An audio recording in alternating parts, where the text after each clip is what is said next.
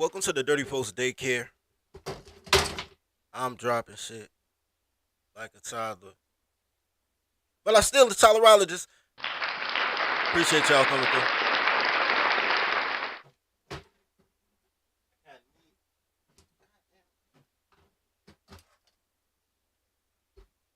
I kinda need the light. See, now I messed up the camera. Hold on.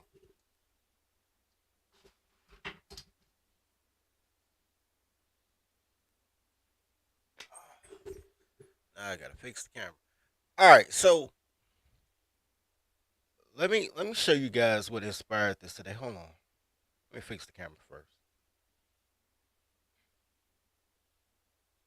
How's the camera?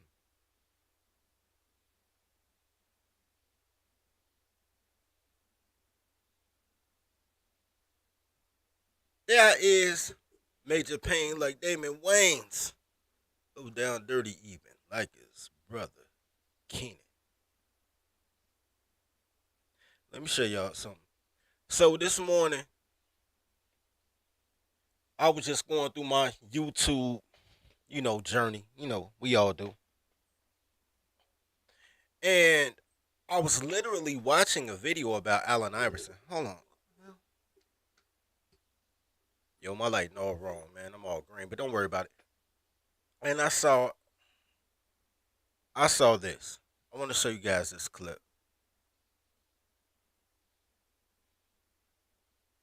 I don't need to be in this clip.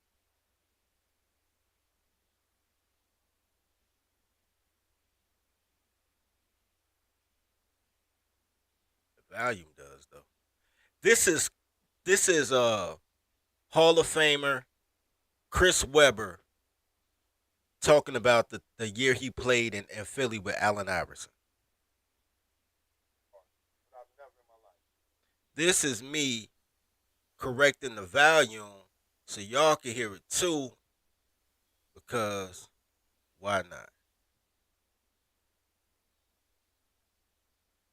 Hard, but I've never in my life, never played with a player that played as hard as him on the court. Maybe Bobby Jackson, Doug Christie, other guys that played as hard. And so it's a lot of guys I know played as hard, but I've never been with somebody played as hard as him. And so, You know what?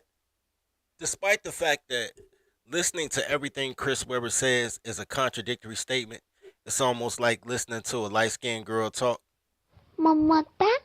He said he has never played with anyone that plays as hard as Allen Iverson. And then contradicted it and said, except maybe Mike Bibby and Doug Christie, and then doubled down and said, never seen anybody play harder. And this is how he got indicted for getting money from a booster. I remember Chris. That's how he did. I know, right? You felt that, LF? You caught that? But I'm gonna play it again. when I see him going hard, but I've never in my life, never played with a player that played as hard as him on the court. Maybe Bobby Jackson, Doug Christie, other guys that played as hard. Hey, no Jalen Rose. They were beefing at that time. That's when him and Jalen was going through it because, because Chris Webber threw the booster under the bus that was helping them out and buying their black socks in college or whatever. Um,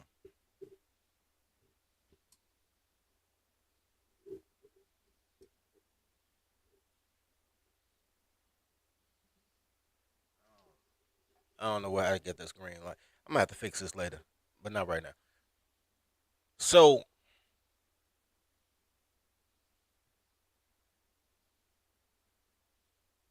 why am I steady freezing? All right, so I want to give you guys, I wanted to give you guys an idea of who Doug Christie was, because I hear Doug Christie's name mentioned all the time, and once you know of something and hear something, you hypersensitive to it. Like Doug Christie should really have his own video on YouTube, which he does, by the way, but like a tribute video. Every time I listen to somebody talk about anybody, nobody ever talks about Doug Christie. But anytime they talk about anybody else, it'd be like dot dot dot and Doug Christie. I'm just giving that because I know there's a lot of people that's younger that watch my show. No women watch my show. Just one girl, like Natalia. One time she'll slide through. But no girls don't come through. But guys of all ages come through. So a lot of y'all may not know who Doug Christie is. So I just want y'all to know he was an NBA player. He was never a star, but he was well respected in the league. Okay, cool. But I'm about to tell you about the time I had a mandate with Doug Christie. Because that I heard that earlier and it made me think about something, right?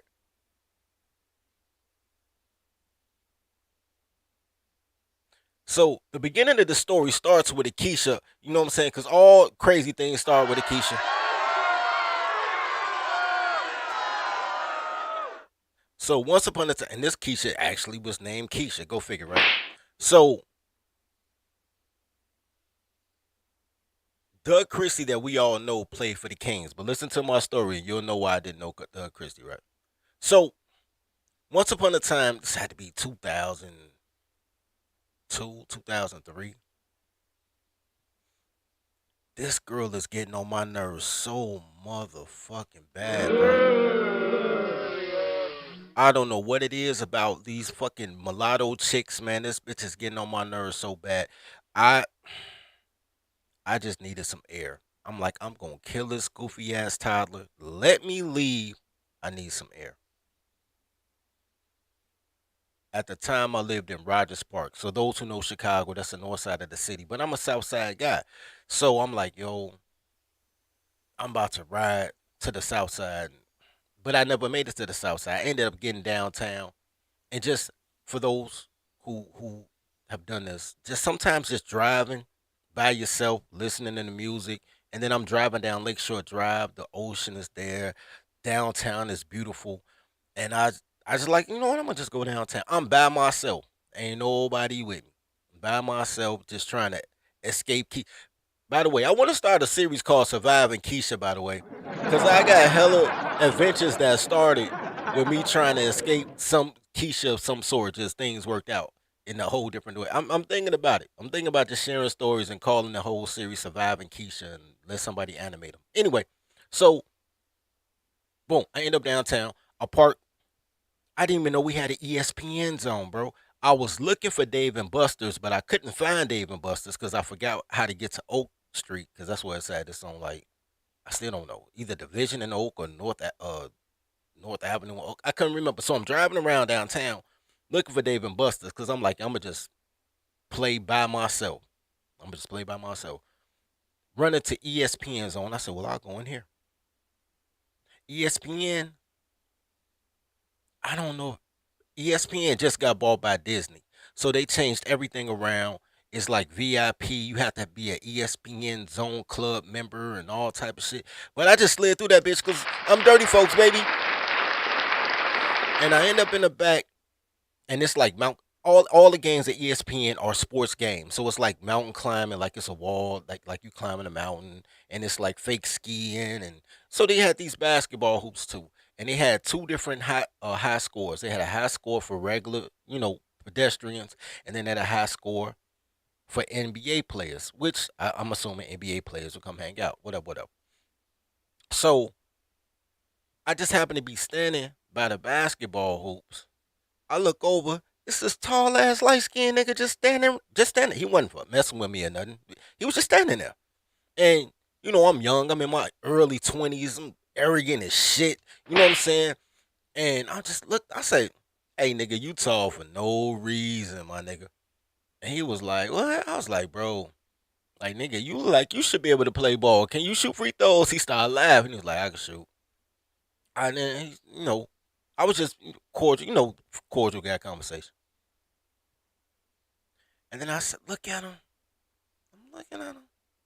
I said, hey, bro, you look familiar.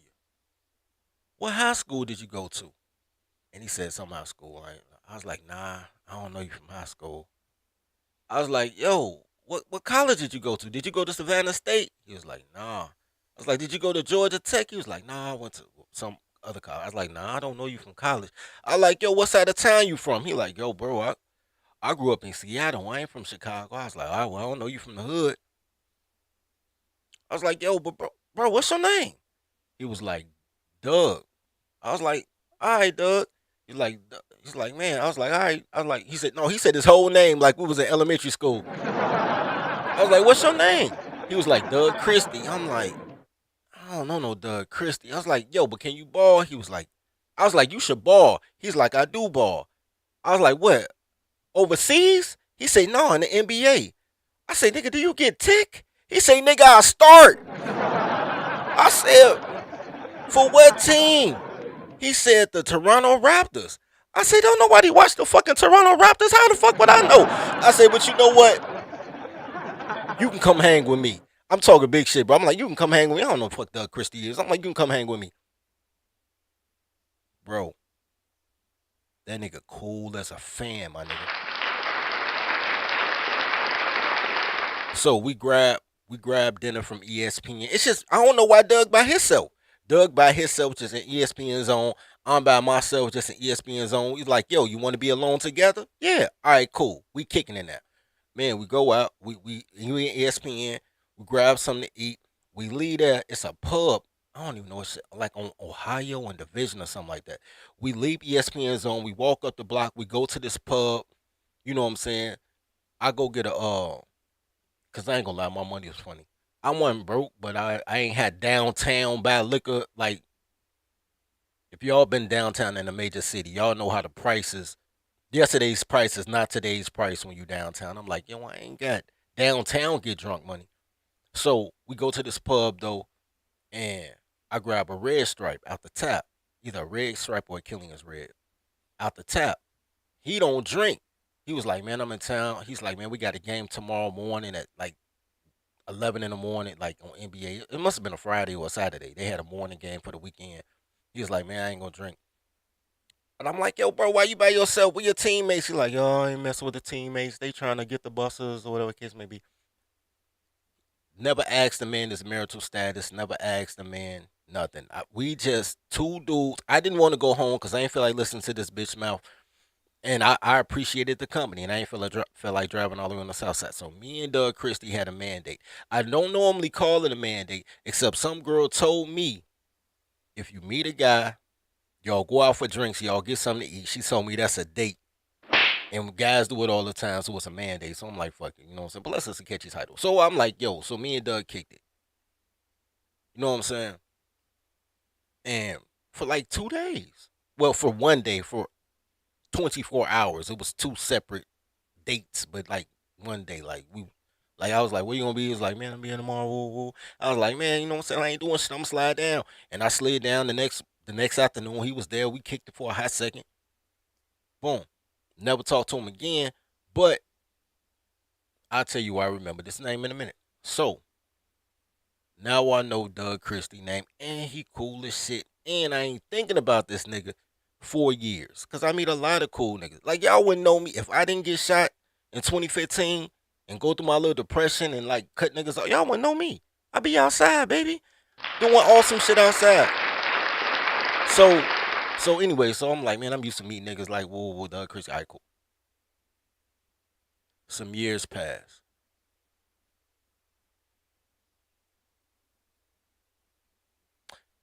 Kevin Garnett gets ain't even Kevin Garnett. I'll show you. I got a cousin. We call him Pache, but his name Albert White. Albert White. I remember this. I remember this shit. Albert White um was a McDonald's All American that same year with hold on. He was a McDonald's All American the same year Kevin Garnett made it. As a matter of fact, he was the second leading scorer right behind Kevin Garnett. I was like, yo, what's that cuz? I'm so you ever been so used to call a nigga by his nickname you don't even remember his real name? They on there like White has the ball. I'm like, damn, that look like Pache. But it was Pache. Anyway, um, so all the boys was going pro that year. So I'm watching the Knuckleheads a couple of years later. I don't even think I'm saying this in order because we gonna get to Doug Christie wife. So I don't remember. I'm gonna say this. This is what happened next because I want to make a point about Doug Christie's wife more than I do about the knuckleheads.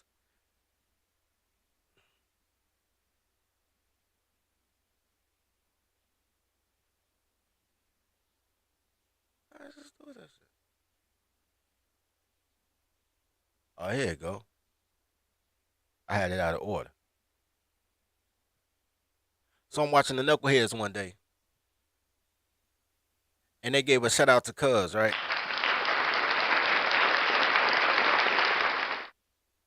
I'm gonna play a little excerpt of this knuckleheads. Um, once again, this show is not about, but this particular excerpt is not about Doug Christie. This episode is about Paul Pierce. But watch this. Story we still talk about today. So he was that. He got off the plane and just came. Game was 25 at the half. I don't know what he ended up with, but And look, y'all won that though. but we wound up winning. It was the only time I probably beat him. I'm like 2-50 versus them. Damn. This is like the last tournament of my last year playing AAU, and we won the last one. See, people don't understand. That was how that. Hold on, I think it went too far. I think it was playing before I started talking. Oh, they brought in the ticket. They brought in we. It's right here. You know, everybody was talking about tapping the backboard. Right. Yeah. So you look down the layup line, and this kid out here dunking. He like. Yeah. He already built like he ready for the league, and he in the like 7th grade. It was like I was like nothing you ever heard of. Check his pad. Check his I birth just know, certificate. like, he had is- so much hype around him. I was like, Nah, man, I Shay ain't Cotton gonna must lie. be that dude. Nah, he that was we- that dude. he- Like in a tournament, they flew him in once, and this is when we got to be seniors because we played against each other since 7 all the way up. Yeah. They flew him in only for the championship versus my squad. He didn't play none of the other games. He just said, I'm going to be out there for the championship.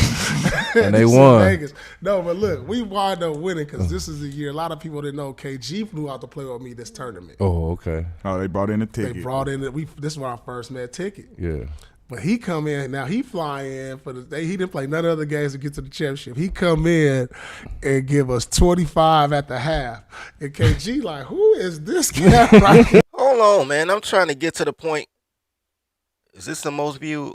Because I actually sent it to Cuz, was like, they shouted you out with Doug Christie. Hold on, let me see.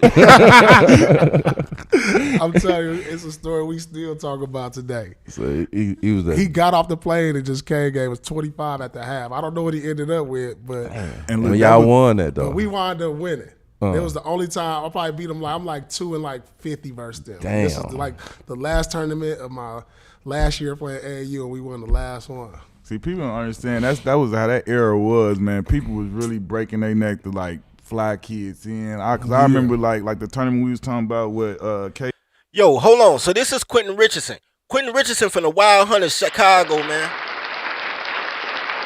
Shout out to Q Rich. Q Rich looked younger than he did when he played for the Knicks. He a homeboy, a hometown favorite, man. He from Roseland. Actually, Quentin Richardson grew up 2 blocks away from where that woman had her 14-year-old son put the hit down at the hot dog stand. Q stayed right there. They actually kidnapped Q's little brother and held him for ransom, then deleted him on the phone with Q, bro. That was sad as shit. But I'm glad he's stronger now, man. I'm glad the counseling worked. It must have been Q Rich telling this story. Chi-Town dude, Q Rich. Now check this out. He about to tell you, get a man, a game they flew people in, and guess the name they mentioned. AG came to Chicago. The first time I ever seen him, they had a big tournament in UIC in Chicago, and Wolf coached him. The guy that coached him at Farragut. He was talking noise. Oh, you know how it is in Chicago. They gonna talk somebody. He's like, oh, that's all right. I'm ready. That's all right. Wait till that jumbo jet land. He kept talking all this. Wait till the jumbo jet land. Jumbo jet land. He got Ticket, Robert Traylor, and Albert White. Ooh. I could have swore Doug Christie got mentioned. Shout out to Track the Trailer, man.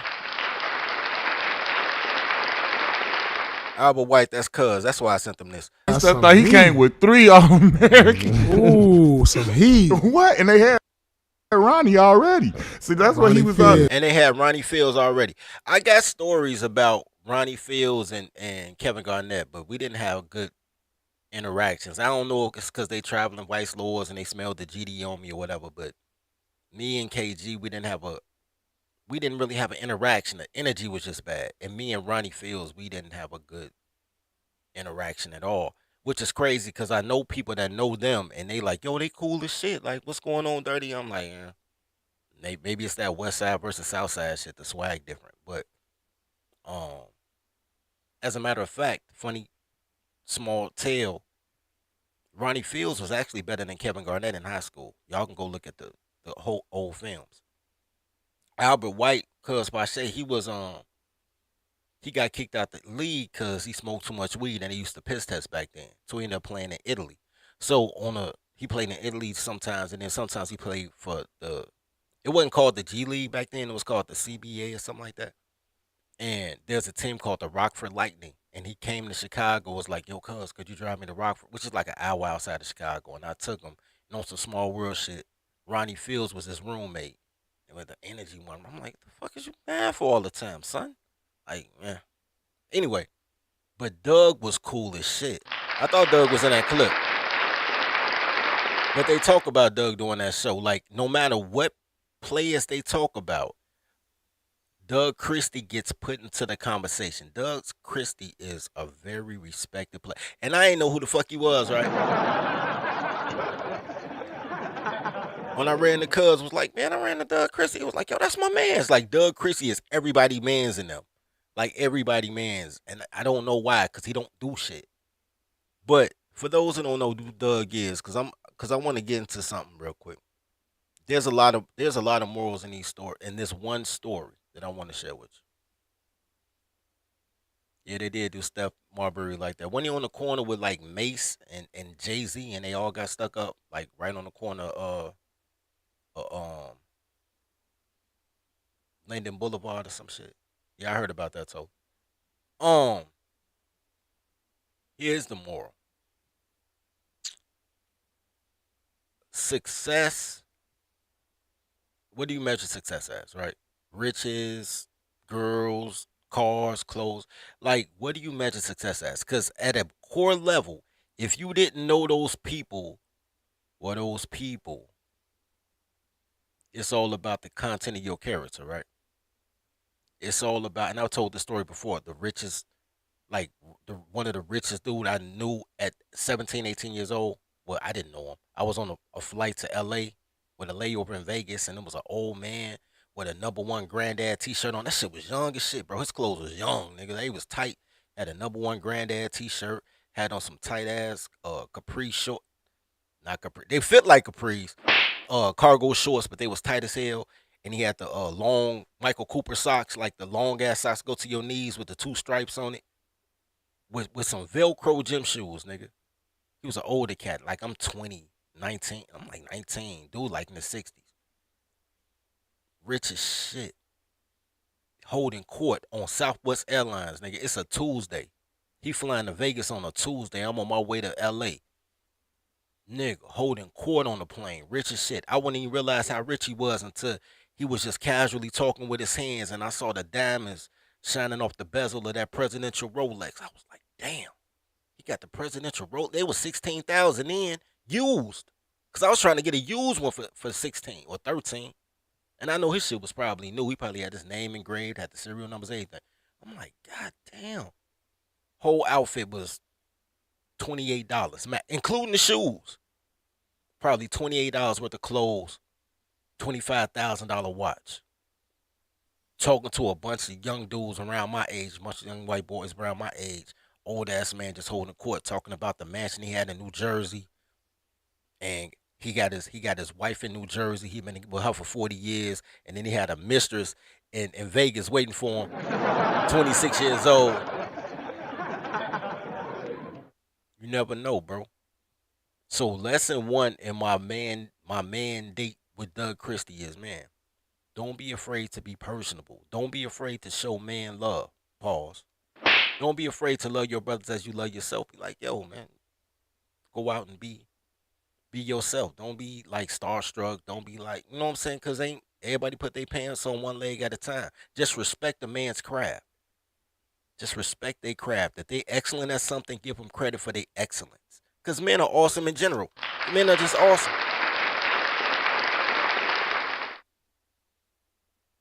Men are just awesome. So give them credit for his awesomeness, but you should have some awesomeness in you too, at whatever you're good at. And you know what I'm saying, relate. So that's lesson one. That man, no matter who he is, no man is above you. You know what I'm saying? Especially if you don't know who they are. Lesson two is, cause I heard Doug Christie an asshole, man. I heard all types of stuff. Which is crazy, cause Doug Christie showed me so much love, and everybody say he was an asshole. But everybody say that Kevin Garnett cool as shit, and I thought he was an asshole. So number two, check for motherfuckers with your energy. Whatever energy, cause I'm an asshole, nigga. Asshole, no asshole. Killers respect killers, but fuck with a nigga that's on your energy. You know what I'm saying? That you can relate to.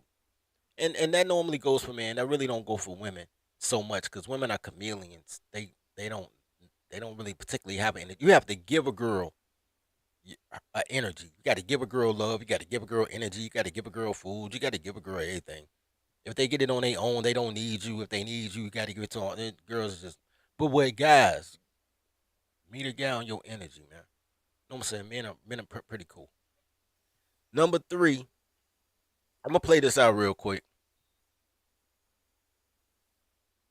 for the young guys, and most of y'all seem to know who he is. But man, I can't play the volume because I don't want the copyright from the music. Ain't no words to it. They don't really say shit.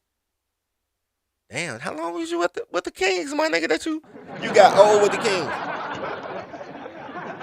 This is the Doug Christie that I got to know, and that everybody else knows. The Sacramento Kings, Doug Christie.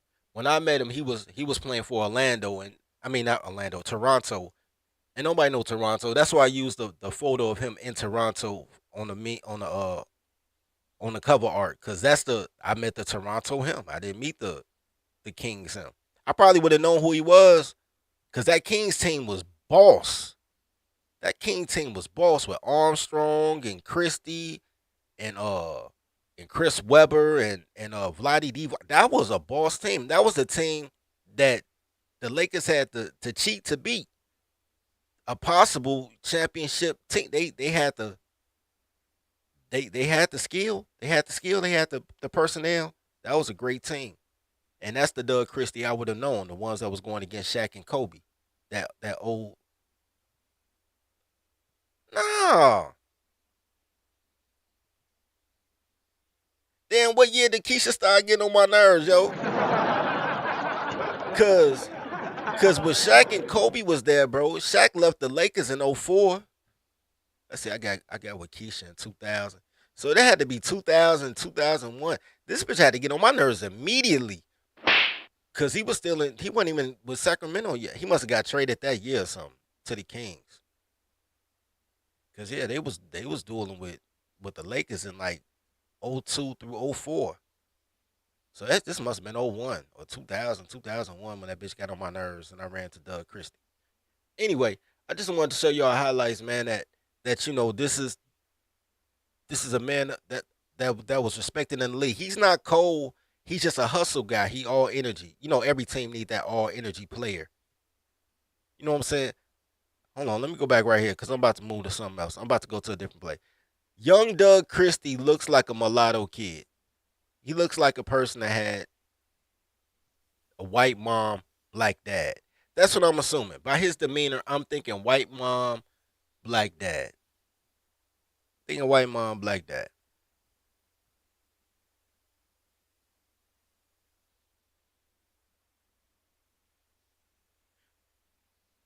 Now, the next thing I learned and I don't even follow dude. Like I just see him or I hear his name, and like I said, I was looking at AI video. They talked about Christie. I was looking at a Paul Pierce interview. They mentioned Christie. They didn't have that part that I showed you guys, but because that's not the part I clipped from my cuz. But he was mentioned because I was like, damn, everybody talk about Doug Christie. Everybody talk about Doug. Kobe talk about Doug Christie. Everybody talk like and it just be like one bar, nigga. It be that quick.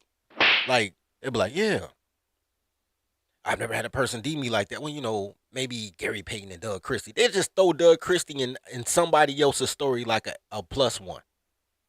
Like such and such plus Doug Christie. And then keep it moving about whatever the original topic was. But they just pay that little homage to Doug Christie. And that is awesome, bro. That is awesome. And I'm like, yo, I could see why. Yo, like as y'all come in, man. Help your boy with the algorithm, bro. Like as y'all come in. I'm about to give y'all another piece of life game. Send your heart, donate to the daycare. I'm trying to get this situation up. Um,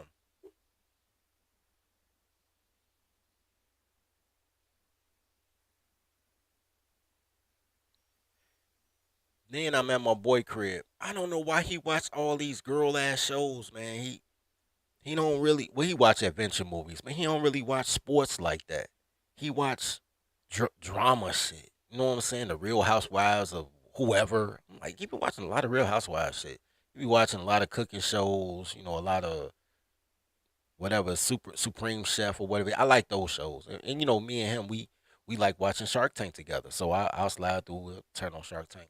But he doesn't really watch sports. He just watch these little dramatic shows. For some reason, he loved Wheel of Fortune, but that's a whole different story. So one day he's watching Basketball Wives, and of course we roasting him like, why the fuck we come over here and you watching Basketball Wives?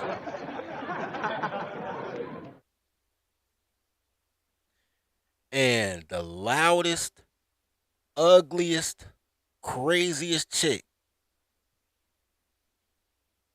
was Doug Christie's wife. Hell no, to the no, no, no. Yeah. Man, shout out to D Rock for $5 super chat, man. Gratitude, sir. Yeah, the craziest chick was Doug Christie's wife. I sat there because of the Doug. Like I said, I don't know Doug. We had a mandate. We kicked it, but I don't know that man. I don't know his middle name or what high school he went for. I could look up that shit. I don't care. I just know we enjoyed each other's energy for a short period of time, right? He left an impression. You know what I'm saying? He left an impression. Not it is what it is. And we watching Basketball Wives. And I'm like, who is this ugly ass rowdy bitch? Boom. Doug Christie wife. And I remember this was 20 years ago, at least. 15 years ago, something like that. And I remember feeling so sad. So sad.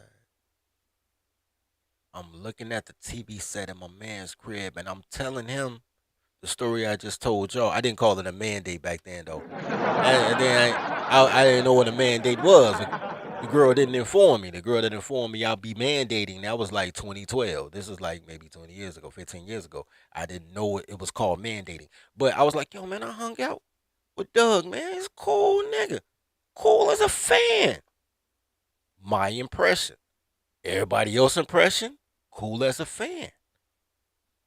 Y'all heard the clips, bro? Well, a clip. The other one you ain't hear, but I could drop the Knuckleheads interview in the comments if you want. They say good things about Doug, but that quick. But they just mention him like he's in the minds of people, like he left an imprint on people in the league. He's not a superstar. He's not a flashy player. He didn't change the culture. He doesn't sell jerseys. He doesn't have a gym shoe deal. Wait, everybody got a gym shoe deal. He might got a gym shoe deal. But Doug Christie touches people. He's not one of those good people. You know what I'm talking about. You're like, yo, it's my man. He good peoples. Like you ain't even a friend of mine, a friend of ours type of shit. Like he good people. Everybody think Doug good people. I think Doug good people. I don't even like people. I think Doug good people. And he with this evil fucking woman. And I remember feeling so sad. And I was told my friend this. I was like, man, I hung out with dude at ESPN zone, man. We hung out all night. You know what I'm saying? Grab shit to eat, man. Had a drink. Just had general conversation. You know, I was like his Chicago tour guide to a certain extent because I didn't want to go home, and we already downtown. It's a beautiful city downtown.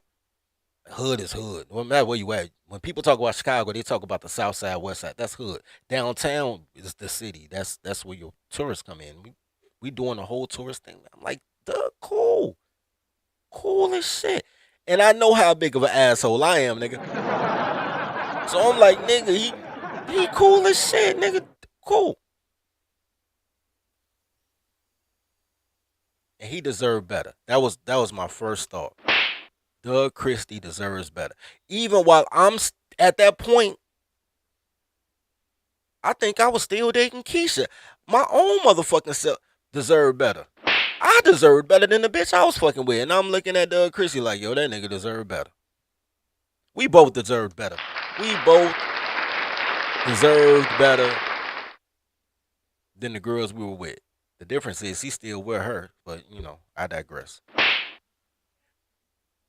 So, I don't really watch the show, but I want to give you guys a different lesson about the flip side of Joe Smith, if you don't mind. So Joe Smith, number one player, made what, $82 million in his career, took $18 million home.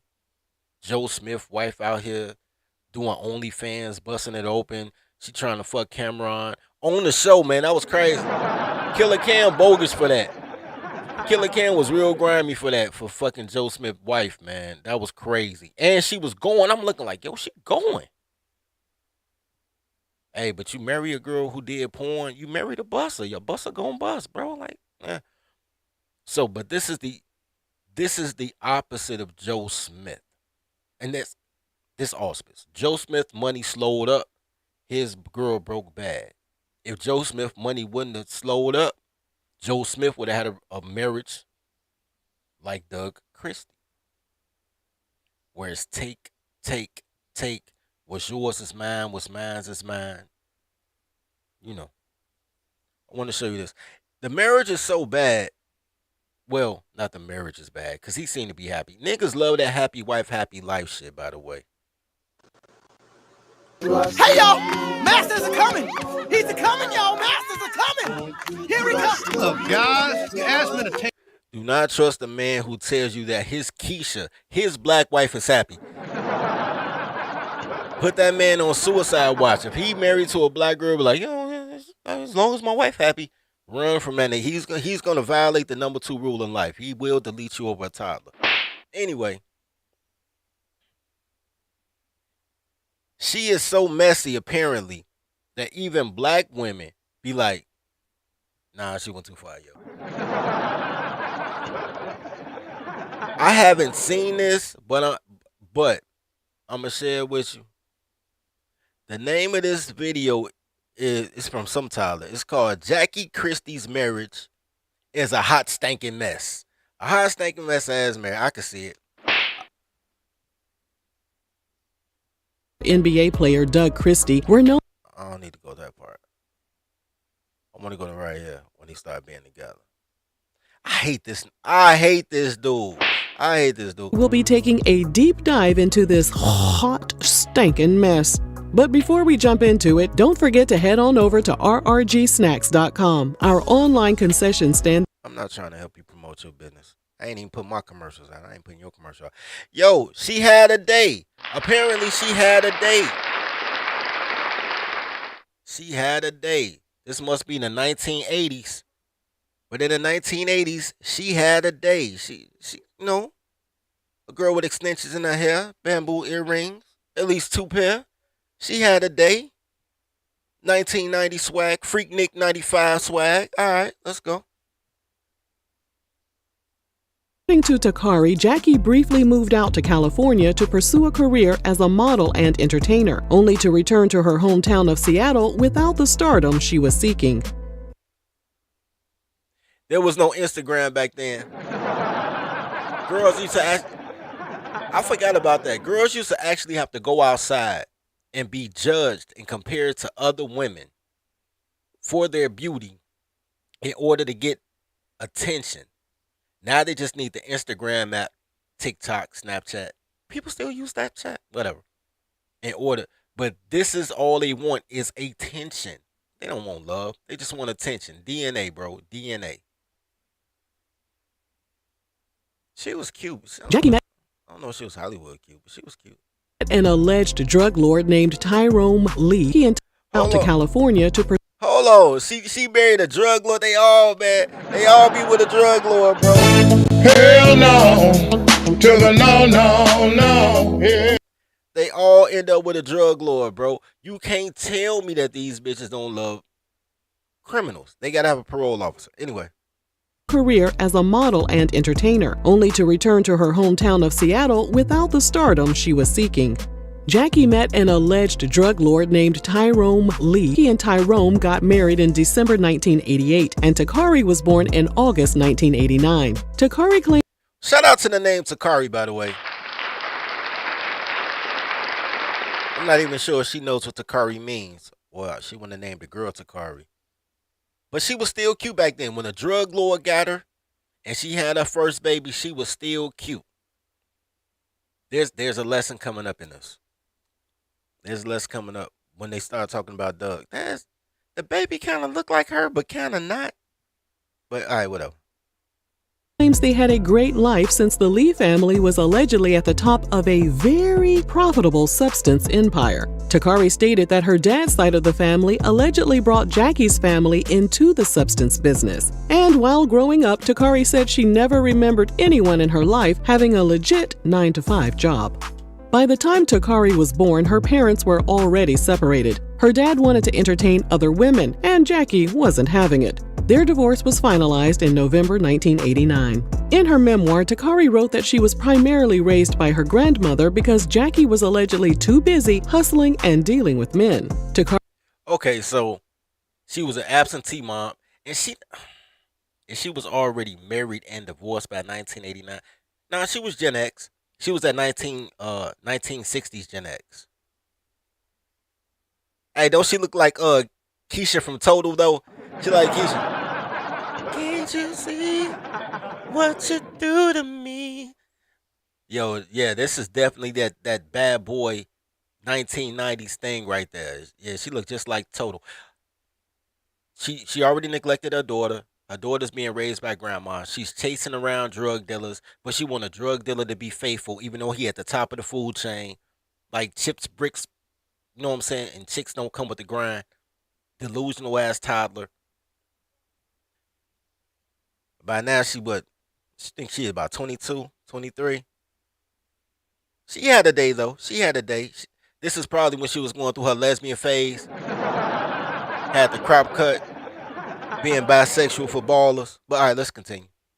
Takari added, I like to think I did not live with my parents in my early years because of their lifestyle, but truth be told, it was because they were just selfish as hell.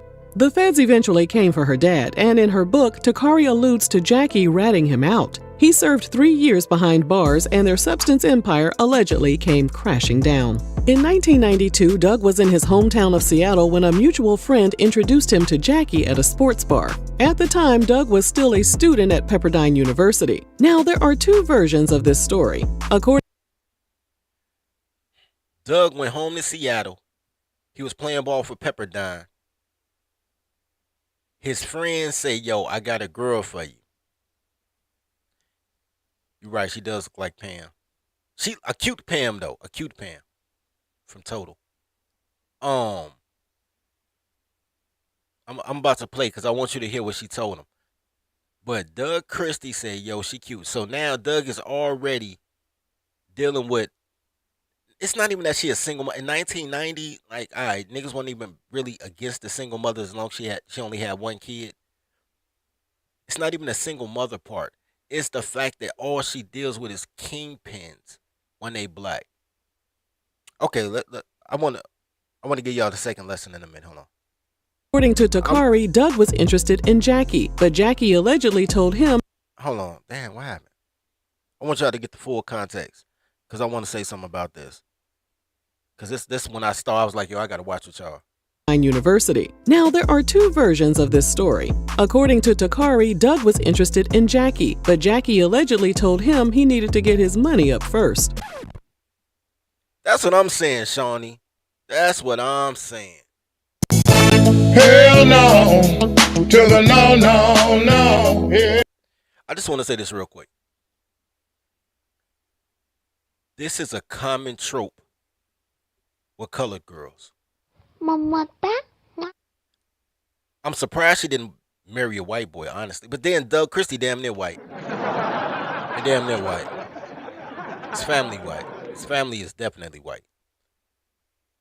I have seen this since the 1990s. Like, my day was the 1990s. I'm not as old as they are, but my day was the 1990s. I watched all these girls I went to high school with every card cracker, check scammer, drug dealer, car thief. They weren't jacking cars back then. Niggas hitting them with the screwdriver, stealing cars, taking them to the chop shop. I done seen them take down every drug dealer, go to college, and won't fuck with nobody in their college, bro. While she in college getting her degree, she talking about the niggas in college with her is too broke to be with her. Gets her degree and then ends up with a felon of some sort. Or with a white boy who don't make near the money that she expected to get from black men. Now, black men supposed to be broke and deadbeats and can't unemployed and all that shit. But when they fuck with a black dude, they want you to be God. Like, there is no standard that you can reach as a black dude. But they will give a felon or a white boy all the chances that you're supposed to get just as a regular man. That is the girls I went to high school with, they story. The motherfucking alderman of the 5th Ward story. What's her name? Jackie Christie story. Steve Harvey's wife story. Remember the Steve Harvey wife, Marjorie, told him, get your weight up, not your hate up. Like, she wasn't fucking with him because she said he was too broke. He was just doing stand-up. She didn't fuck with him until he did Kings of Comedy. I miss Chick Sam's too, so I ain't gonna lie. Anyway, but I don't miss that Patriot Act. Anyway, so when black girls deal with black men, you gotta be God. Everybody else, you can just be Clark Kent.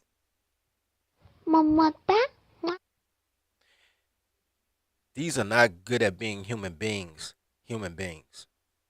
because they're totally untrained, running around these streets unsupervised, and none of y'all gonna out-5 them. Try, but I get y'all girls, nigga. I course 2 would tell you how to get a girl, nigga. I ain't recruit the girls. Y'all certified, like, look, shorty, he know how to treat you, bitch. Just go over there. Take this fucking toddler secretary course, bitch, and go over there. Fuck him. I ain't got to create the culture, because the culture as is a horrible culture. Horrible. These women, gays, and felons. Whew. I hate these hoes so much. They hate me back, though. So me hating women that hate me is just common sense. That's just, I don't know why y'all, he bogus, you hate women. What type of man are you? Nigga, these bitches hate me. They hate you. I love our black men. Lying bitches.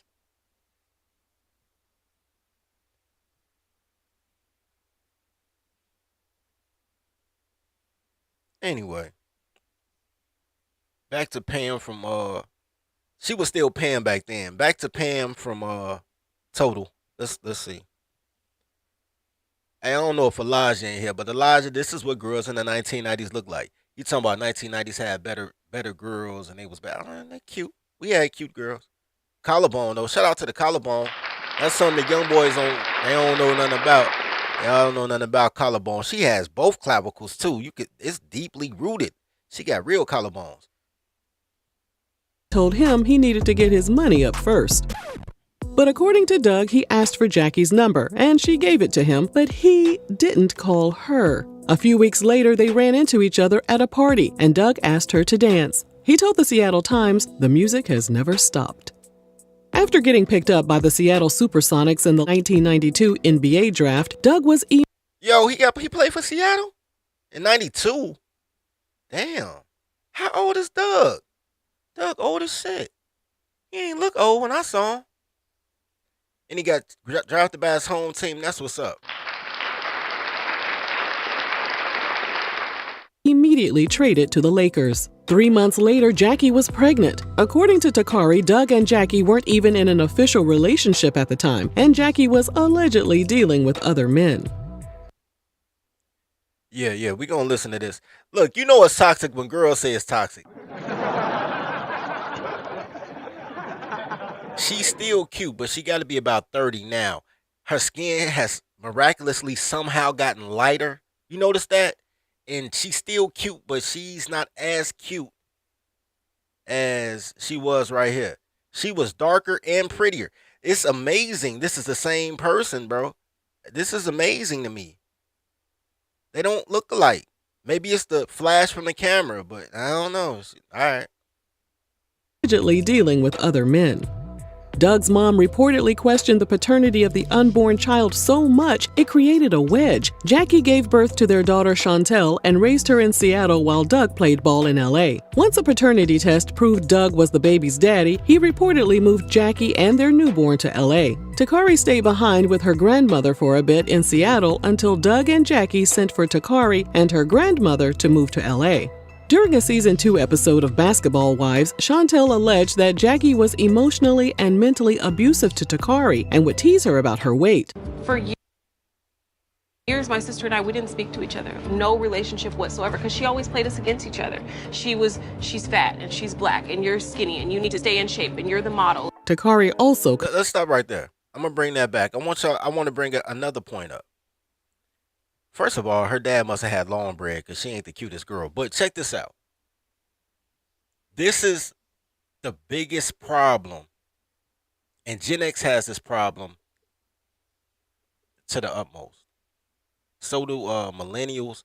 I don't know about Gen Z. I don't hang out with Gen Z niggas like what the fuck we got in common. But coming from a quote-unquote blended family, the siblings rarely get along, bro. It's always a competition. It's always, I like this baby better for some reason. Y'all saw that that situation play out in Boys in the Hood between Trey and Ricky, right? Mama loved one kid. You saw it play out in Crash with not Tay Diggs, Lorenz Tate and who was his older brother? Great actor, the dude that played Rhodey in Iron Man. These blended families do not work. And they don't work because black women are horrible fucking people. Hell no, to the no, yeah. They don't work because you'll always have a mother competing. She'll either make their kids compete. I don't get along with my older sister. I tell y'all all the time I got more in common with the Grand Wizard than I do with my own sister. Different dads. Always competing. This goofy bitch told me right before my mother died in April, like, you just mad because mama loved me more. I'm like, bitch, I ain't thought about that shit. You can have her, both, nigga. I don't compare who could be the most evil toddler, nigga. That's crazy. I don't trauma bond with bitches. I'm not looking for the hug I never got. I don't worry about that shit. I was looking for a girl who didn't remind me of a black woman.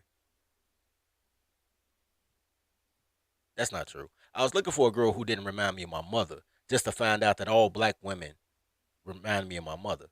No matter how they look, no matter what their education level is, it's a cultural thing to have a horrible group of people. They're just horrible people. And they all victims. You can't tell me this girl right here ain't no terrorist either. I bet she terrorizes the block. Now, is she a victim of maternal neglect and or emotional abuse? Definitely. I believe that because a girl that was pretty in the 1980s when crack came out, you know what I'm saying, and got to get her a big time drug dealer when Keys was still 12-5. Bro, they don't give a fuck about nothing and nobody. My sister like that with her 2 kids. They don't give a fuck about nobody. They just chasing the richest dick. They don't care about their kids. Their kids is just collateral. You know what I'm saying? Receipts that she fucked a baller. I see this all the time. Cause I be outside. You know what I'm saying? The blended family shit don't work because if they don't have the kids competing against each other, she's competing with her kids. They're horrible people. Horrible people. Without adult supervision. Left to their own accord, them being in a position of authority, them being seen as a quote unquote leader or matriarchal figure, horrible people. Horrible. So I believe her story. I ain't even heard her story. I ain't even seen this part.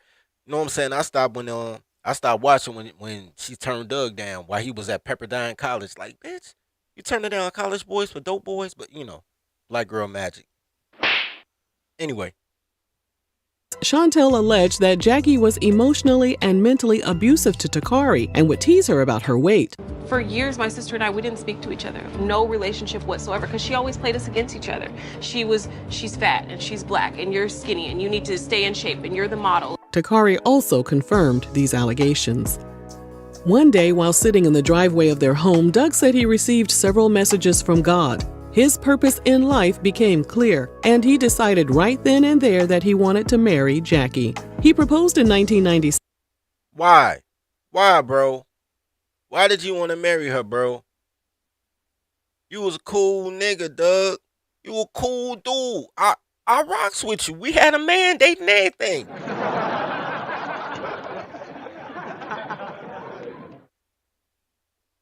He look old in this picture. Doug still had hair and everything.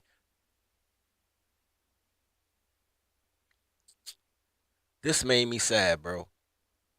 This made me sad. Because you hear about people being married. They've been married 26 years. You hear people, they've been married 26 years. Relationship goals. Nigga. Anyway.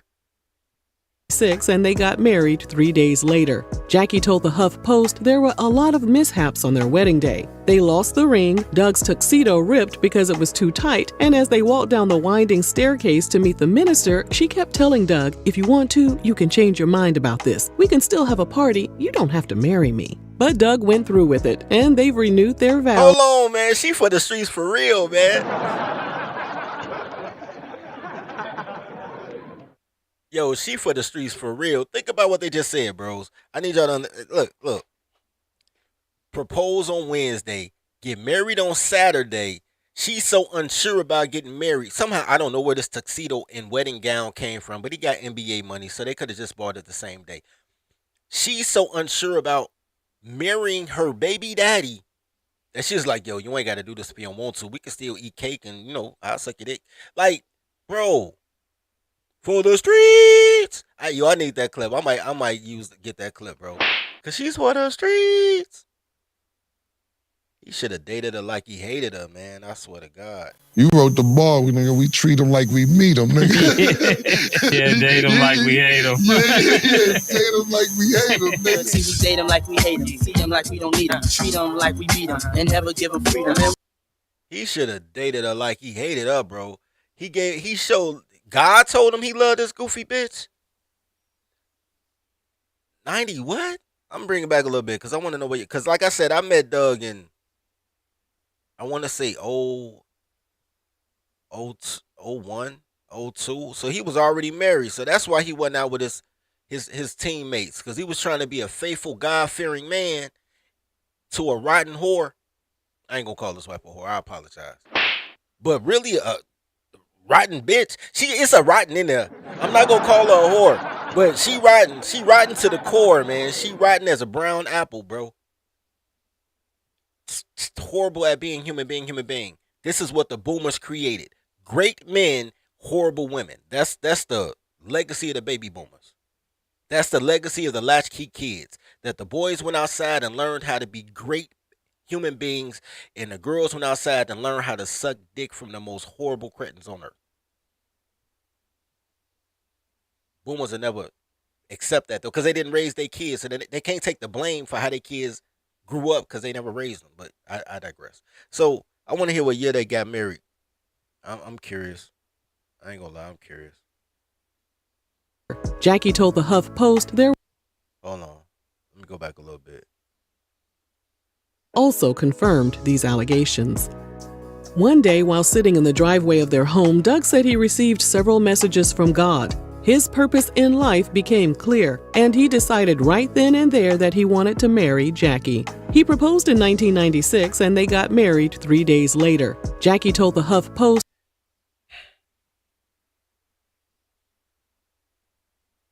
I'm not against getting married. I'm not against it. I'm against it as the corporate contract that you guys sign. You got to sign it as a secretary contract and go through your secretary ceremony, which is like a wedding. It is a wedding, but different contract law, so you don't get burned. Y'all need to tribe up. But here's the thing: people go to City Hall every day. People like, oh, let's want to get married. Let's go to City Hall every day, every day. They don't set up a whole wedding though. They don't invite people out and wear a tux, and she got to. That's abnormal. But I think that he made a brash decision. I think he made a brash decision. If he just sitting in the car and and he said repeatedly, God repeatedly hitting his phone.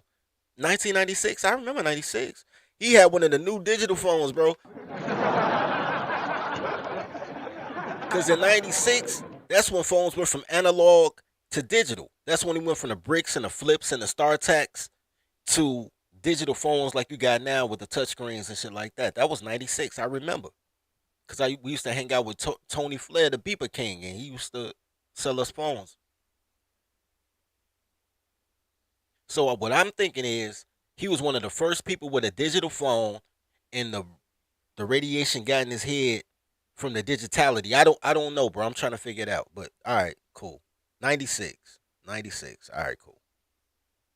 there were a lot of mishaps on their wedding day. They lost the ring, Doug's tuxedo ripped because it was too tight, and as they walked down the winding staircase to meet the minister, she kept telling Doug, if you want to, you can change your mind about this. We can still have a party. You don't have to marry me. But Doug went through with it, and they've renewed their vows every year since then. They also welcomed a son named Dougie Jr. Doug bounced around to several teams in the NBA, and attendees started noticing that Doug would make hand signals toward the rafters. Initially, people thought he was calling out plays to his teammates, but it was later revealed that he was using his hand signals to communicate with Jackie. According to the New York Times, he often made the same hand signals up to 50 times per game. He told the newspaper, "That's just to let my wife know I love her, and she and family are bigger than basketball." Jackie would return the gesture by making hand signals of her own. She told the Times she had a signal to let Doug know he needed. Bro, this is the most for the streets shit I seen. Now we looking at a she in her 40s. That's a clear rock, though. That is a clear rock. I'm not gonna lie. There is no way. I don't love any woman as much as, however, that, because that's a solitaire, bro. That's at least 5 carats, at least. 5 carats pure, bro. Look how clear that motherfucker is. Hold on, man. It's the head wiggle for me, bro. Look, there's a lot of things that I don't like about LeBron James as a basketball player. But as a man, he nailed life, bro.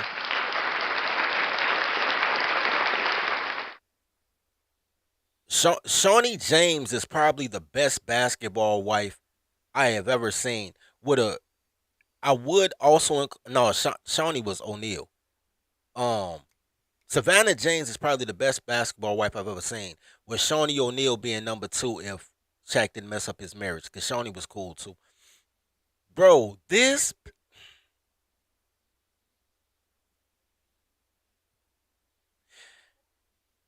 Bruh. This bitch, you renewing vows, doing 50 I love yous a game for this? All right, GD. Making hand signals of her own. She told the Times she had a signal to let. But this is my problem, though. This is my problem with this. And I think they did this on purpose. Look, when they showed Doug They show Doug doing the hand signal to show the love that he has for his wife. Yes, Mark. I said the Shaq did not get divorced. Um, they show Doug doing the hand signal. Then they show her, and they say she doing the hand signal. Ain't no hand signal. Are they trying to get it? Is the hand signal showing that motherfucking pretty ass rock? Yeah, Kobe wife a rider too. Kobe wife a rider too. That he was using his hand signals to communicate with Jackie. According to the New York Times, he You know, I'm just showing y'all. So he doing the hand signals for her. But when you see her, what hand signal, nigga? Getting drunk, showing off the jury, hoping you don't get robbed. Like, what the fuck is the hand signal? Where the hand signal at? She told the Times she had a signal to let Doug know he needed to smile while he was on the bench, and another signal would tell him he needed to drive the ball to the hole. She told the Washington Post she loved being Doug's support system. That meant having his back when he was on the court and giving him foot rubs and sexy strip teases off the court. What? Giving him what? System. That meant having his back when he was on the court and giving him foot rubs and sexy strip teases off the court. Number one, I'm not sure how she can support him on the court. It's not like she there when he's shooting in the gym. She didn't even want him while he was shooting in the gym. He had to make it to the league for her to take him seriously. Number two, for the streets.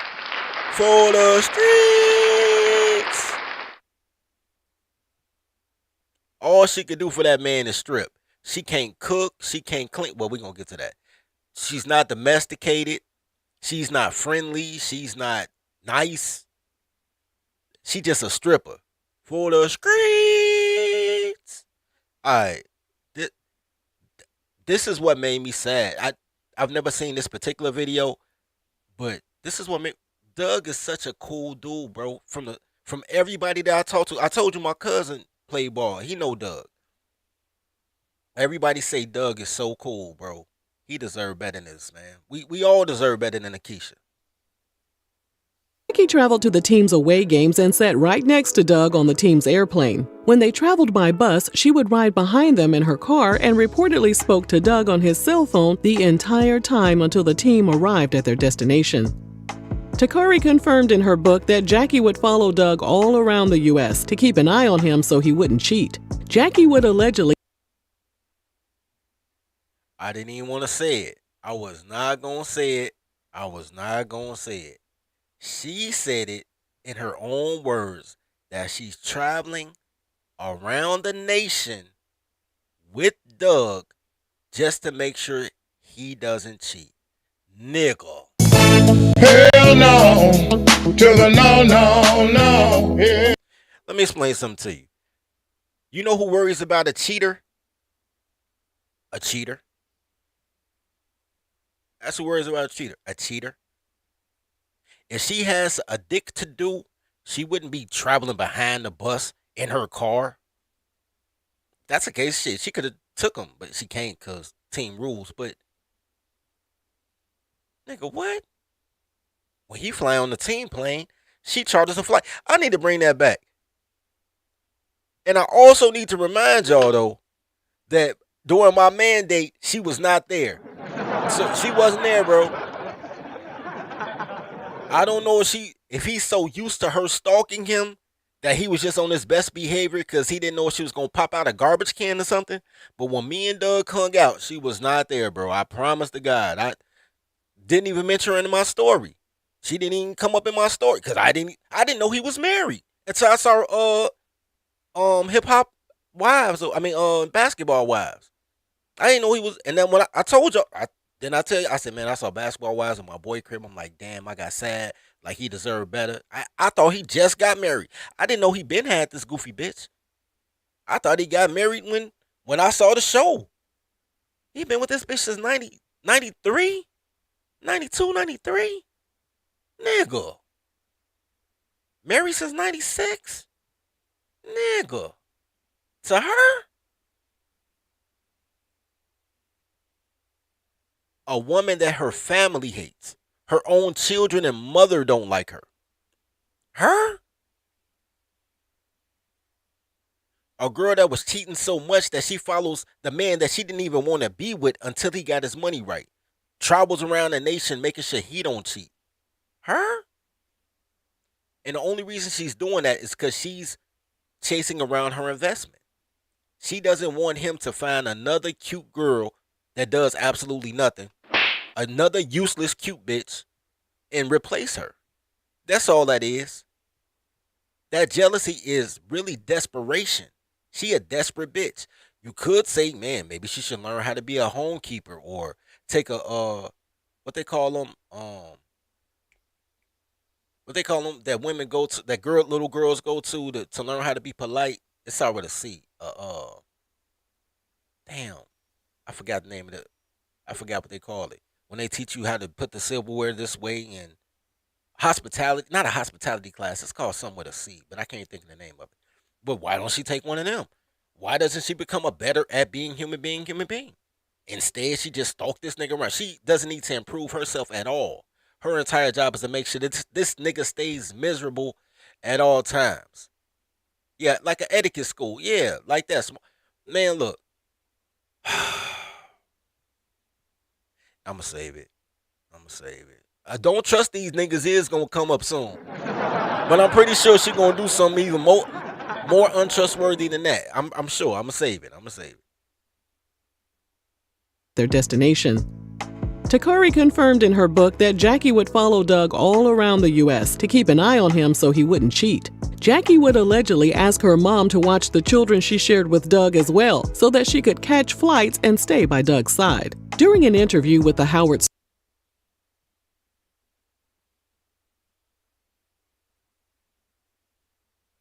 I'm not gonna lie to you, bro. I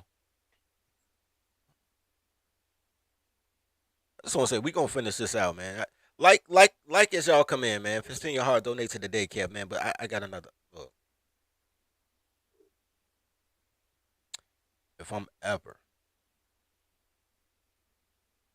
if I ever feel like me again, and I start bouncing state to state, and every state I go to, my girl pop out a goddamn garbage can like, hi. I'm gonna show you how much I love her. Daddy, you spanked Mama. You're darn tootin' I did. That means you love her. That's what I've been trying to tell her.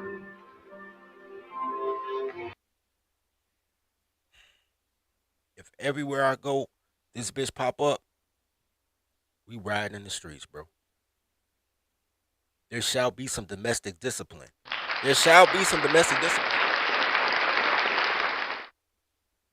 Cause I haven't been through that shit before, bro. Stalking ass bitches. I haven't been through that shit. You can't even go to the park and play ball. The bitch done called you 58 times, left 32 fucking voice messages. Where you at? What you doing? You must be with a bitch. Nigga, you running. You keep winning. You and your boys winning, nigga. You done ran 5 games straight, nigga. You done got 53 calls. You must be with that bitch. I never, bro. I never go through that shit. Surviving Keisha, nigga. I'm gonna make it a series. Man. Surviving Keisha. This gonna be a series. I got stories for days. This, bruh.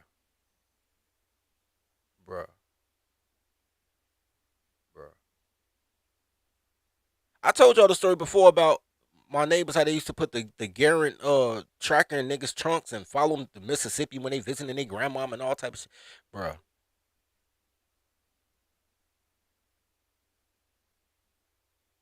It's not even that she's like alone crazy. All these bitches, all the Keishas are crazy, bro. All these bitches. I remember my cousin came through my crib one day, bro. Like, man, my wife always know where I'm at. She always stalking me. I can't even cheat on my girl. I don't know how the fuck she know where I'm at. I was like, yo, let me see your phone. He give me his phone. I go through his settings, turn off his location. Nigga, I swear to God, not 30 seconds later, his phone rung. Where you at? I'm just calling to check on you. Where you at? You was just at your auntie house. Where you at? Bro, that quick. I turned the location off on my cousin's phone, like, yo, she's stalking you through your location. As soon as I turned it off, she called him. Where you at? Like he was where he was when you just checked his location last. Bitch, it's been 30 seconds. These bitches are stalkers.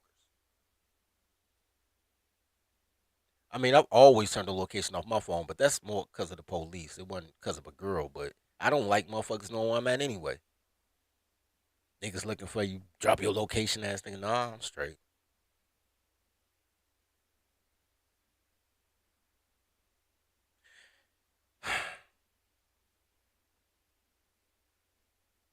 You done missed the mandate part, Angry. You done missed the mandate part. You're gonna have to go back to the beginning for that. But all right.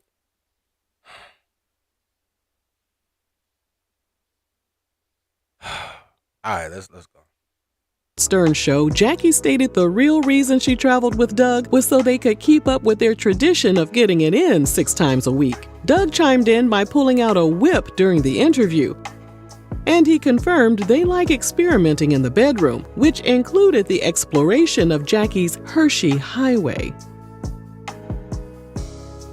While some wives were focused on all the perks that came with their husbands' multi-million-dollar paychecks, Jackie said she was more focused on keeping Doug away from temptation. That was easy for Doug to do because Jackie stuck to his behind like glue. She arrived at games with him and left with him afterward. When the locker room was closed to outsiders, she would have an attendant pass Doug little notes so he would know she was close by. And Doug... Bro, this is the stalkingest shit I've ever heard, bro. How does she make stalking sound romantic? And once again, she was not there when me and Doug was hanging out, bro. I don't know. Maybe she was. She was. I didn't see her. When we left ESPN and went to the bar, I didn't see her. Nobody followed us. No girl sat next to us while we was, he didn't drink. I don't know what he got. He got a virgin or something. But you know what I'm saying? While I was drinking my little Killian's Red or Red Stripe, whichever one it wasn't nobody there. It was just me and Doug, just kicking the bobos. Hey, Small said she was there. She was in the closet. That's hilarious. It wasn't no closet. What, the mop closet? She was in the broom closet, bro? That's crazy.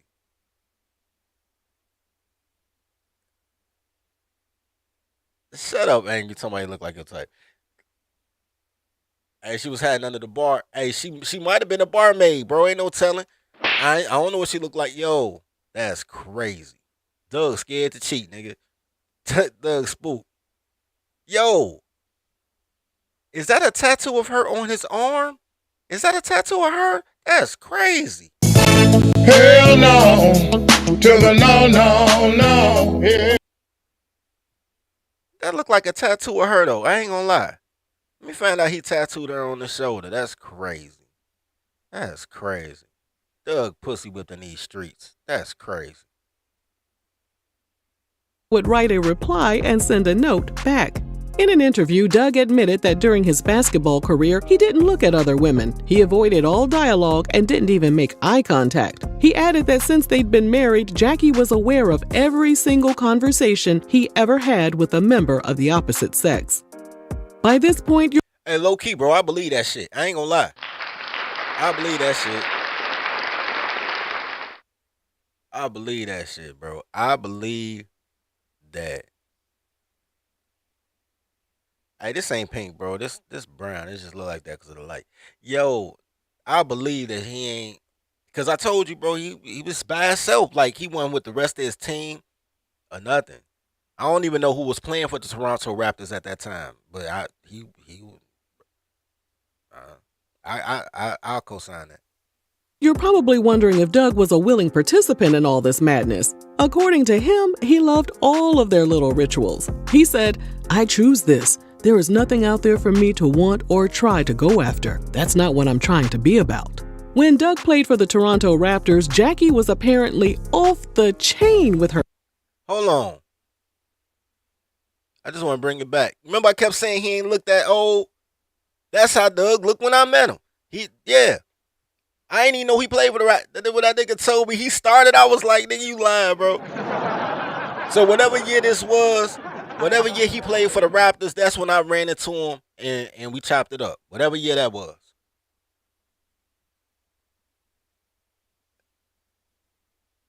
Hey, yeah, small. Hey, he was on a happy life, happy wife stuff.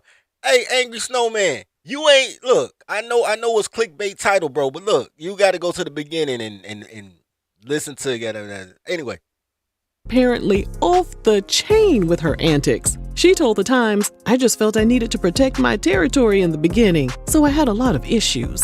So what was she doing exactly? Well, she reportedly confronted a female fan who wanted an autograph and a kiss from Doug.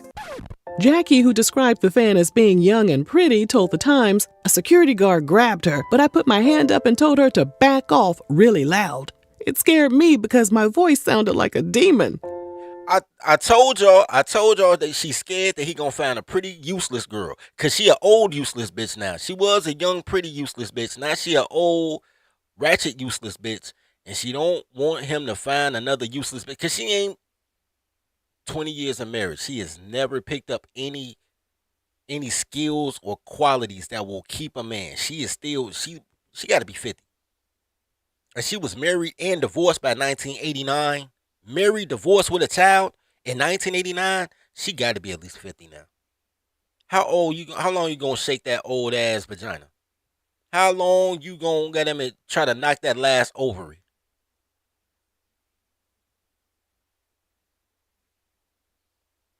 I told y'all. I ain't even seen that, bro. Like, I knew that was coming.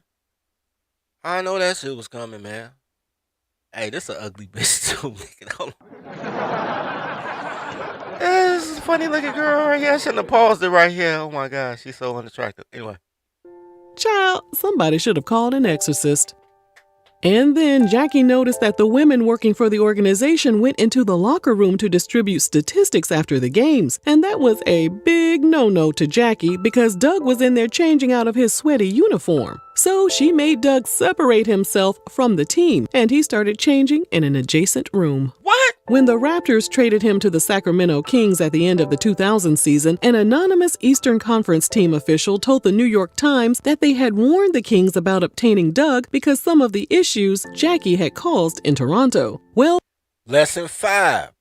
1, 2, 3, 4, 5. This can be said for him. This can be said for Colin Kaepernick. This can be said for a few people. Your girl can mess up your bread in more ways than one. Imagine, and I guess I ran into him in 2000 because he got traded to Sacramento in 2000. So I guess it was 2000 because he played for Toronto when I met him. Think about them telling a billionaire sports franchise not to hire you because you're +1. Think about that. We don't want you because your wife off the chain. This is not the first time I've heard this story from professional athletes. This is not the first time I've seen this story in corporate America. I have seen people get fired in real life because their girlfriend is in a parking lot busting out his car windows. And they don't want that type of energy in their place of business. These goofy, crazy bitches will fuck up your bread and fuck up your life in more ways than one. If you do not train your toddler, she will become a domestic terrorist. And Doug Christie on this happy life, happy wife shit will rather be with this goofy bitch instead of checking her so that he can have a livelihood. He ain't no regular employed dude. He is part of the 1/10 of 1% of employees. There's not that many jobs that pay you $12 million a year for you to be able to lose it because your bitch is dumb. He should have been, my God. I got to. Daddy, you spanked Mama. You're darn tootin' I did. That means you love her. That's what I've been trying to tell her.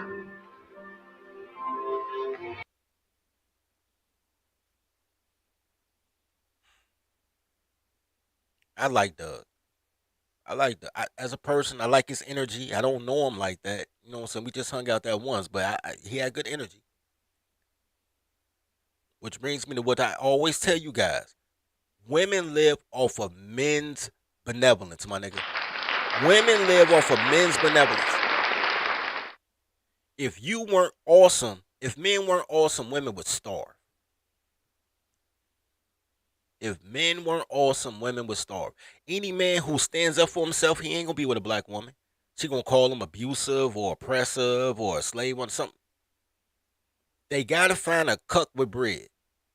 And I like Doug. Wait, Doug, what the fuck is you wearing? I was about to say I don't think he a cuck, but this nigga got a fishnet shirt on. Hold on. A fishnet shirt with a dog collar with a leash. Yo, I be pausing at the craziest photos, bro. I pause on the craziest photos. But this is what happened when you love your girl more than you love that pink chair. When you love the woman more than you love the chair, this is what happens. And God told him to sign up for this shit? God? That shit crazy. Because some of the issues Jackie had caused in Toronto. Well, the Kings decided to give Doug a chance either way. During an October 2002 preseason matchup against the Lakers, Doug got into a little on-court scuffle with Rick Fox. As the players migrated off the court and into the tunnel, Rick and Doug went at it again. And then, like a bat out of hell, Jackie ran into the mix with her purse cocked and ready to give Rick the business. It was at that... Okay, wait. On one hand, that's a ride or die. Even if she's just protecting her investment. On the other hand, I want to see what happened. I'm going to bring that back a little bit. I want to get the full context of what happened after she decided to get in grown folks' business. 1, 2, 3, 4 security guards are right there. She can't let men handle man shit, right? She gonna hop out because nothing happens to these bitches. Nobody gives them domestic discipline. She thinks she could just run out there in a headscarf with a purse and just hit on people and nothing happens to her.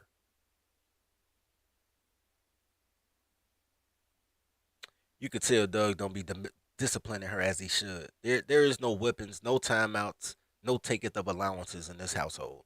But I still like Doug, but yeah, Doug, you need to do better. I said this yesterday. Go look at the stream I did, well, day before yesterday, whatever that day I did that stream. When I said, man, I see guys that would normally be awesome men, and then I look at their character and realize they'll kill me over a toddler, so I can't rock with them. Unfortunately, I think Doug Christie just made that list, yo. I've said nothing but complimentary things about that man. I think he's an awesome man, but I also see now that he would kill me over a toddler, so he's not eligible to tribe with. I feel just like the Toronto Raptors did.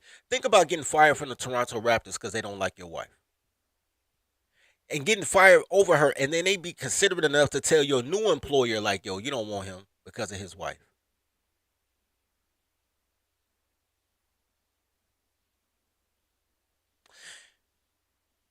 Yeah, he'll kill over a toddler. Anyway. Her purse cocked and ready to give Rick the business. It was at that moment that the press realized Jackie wasn't a typical basketball wife that cheered her man on from the stands and kept a low profile. Jackie... Look at the other basketball wives. See how everybody else got it right? You see how everybody else got it right? If you're going to bring your wife to the game, you see how everybody else got it right? I have no problem with Savannah James. But remember when LeBron was bringing his mama to the games, nigga, she was ghetto as shit. Allen Iverson mama was ghetto as shit. Allen Iverson wife was ghetto as shit. Like, anytime you marry a black woman, bro, it's going to be some bullshit. And that's what they do in public. So imagine how terrorist they are in private. Everybody else got it right, though. They got a true Becky. Blonde hair, brown eyes. Shout out to them. Brown hair, blonde haired, brown eyed Becky's, man. Everybody else got that money and ran toward freedom, man. Ran toward freedom. Shout out to them. I don't even know who wives these are. They all white women look alike too, by the way. They all look alike. But at least they got it right. And she in the middle of them like she's somebody. Cause she's scared of them too. Cause you know, Doug Christie one of his parents is white. So, you know, he could have went either way. So she feel like these motherfuckers a threat too. Yeah. Shout out to them. The Doublemint twins. Shout out to them. She'll get it right there. Anyway, I digress. Let's go. Wife that cheered her man on from the stands and kept a low profile. Jackie was always ready and willing to throw them bows and protect her king. That same year, a media relations manager for the organization said she was let go after she left a work-related message on the Christies' home phone. The woman later filed a lawsuit against the team, Doug, and Jackie. According to the Christies' publicist, the case was dismissed, but we're unable to confirm this information. She done got the team sued, my nigga. That's crazy. She ain't got the team sued. How the hell you get the team sued? Man, shout out to Mike for the $2 cash app. He say, man, for dirty going dirty on him. Gratitude. Oh, that's Small. What up, Small? Gratitude, sir. Hi. Meet Woodger. Hey, Woodger. I don't know who you are, but I know you messing up my stream.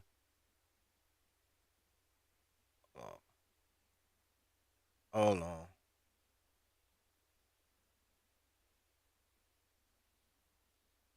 Alright, let's continue. Turn the volume back on. She done got the team sued, man. That's what happened when you fucking around with an untrained toddler. Man, somebody got to train your toddler. If they parents didn't train them, you gonna have to train them. And if they mama black, they sure the fuck didn't get trained. I guarantee you that. There is no girl with a black mama that got trained. Guarantee you that shit. That's crazy. Mike the sponsor of the shit. Hey, that's crazy. All right, anyway. A low profile. Jackie was always ready and willing to throw them bows and protect her king. That same year, a media relations manager for the organization said she was let go after I just want to say Cap real quick. Because I have a problem with her saying she's protecting her king. I got a problem with that. Jackie was always ready and willing to throw them bows and protect her king. I just got a problem with that. She's protecting her investment. That's totally different than protecting her king. If I have a slave, no, hold on. Let me say this real quick. Back during slavery, they used to have something called walking papers. You didn't have to stay on the plantation, but if you left the plantation, you had to have a note. Kind of like when you were in elementary school and you need a hall pass. Black people, but slaves down south needed a hall pass, or they needed to keep their emancipation papers on them in case they got pulled over, right? So you had to walk around with basically ID, which is crazy now that I think about that shit. Just this is a whole different show, and I might do a show about this, but just thought about that shit. How the liberals say that black people don't have picture ID, that's why the voting law is wrong. Nigga, if anybody has ever had ID in America, black people have always had to have ID, bro. Emancipation papers, freedom papers, walking papers. We have always had to be identified at all times, ever since this motherfucker got colonized. Liberals are liars. Fucking liars. Fucking gays and women and fucking liars. Goddamn tiny hat liars. Anyway.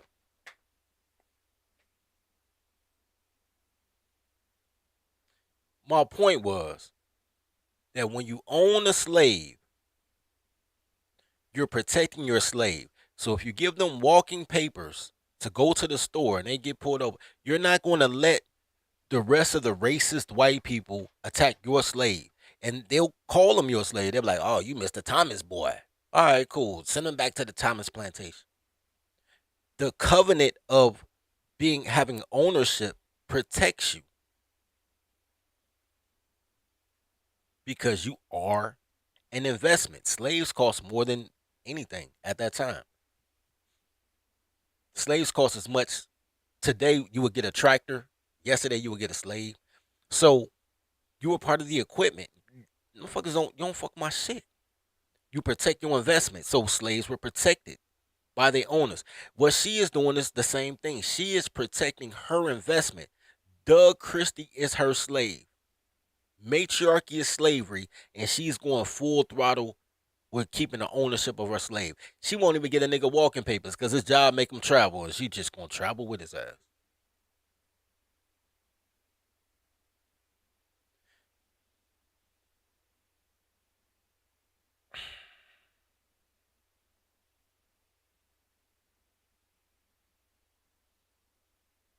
That same year, a media relations manager for the organization said she was let go after she left a work-related message on the Christies' home phone. The woman later filed a lawsuit against the team, Doug, and Jackie.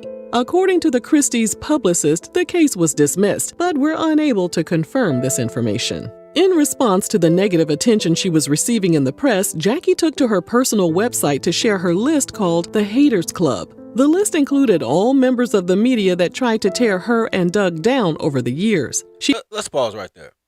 A woman from the team called and left a voicemail saying, "Look, Doug, we would appreciate if you left your wife at home. She's messing up biz." Doug, what's her name? Jackie. Jackie got mad, told Doug, "You better go to work and do something about this." And because Doug's job is more important than the PR agents, they fired the woman for calling him and saying that his wife is a distraction, which is what the Toronto Raptors tried to explain to Sacramento before they picked up Doug, like, yo, this bitch is a problem. Everybody knows she a problem except that nigga, because she stripped for him. You know how many goddamn strippers it is in the world? Anyway, she done got a woman fired based on her behavior at his workplace. That's just crazy. Anyway. She told Player Wives' website, "No matter what we said or how good he played or how I never caused any problems, they found it fun to take jabs at us."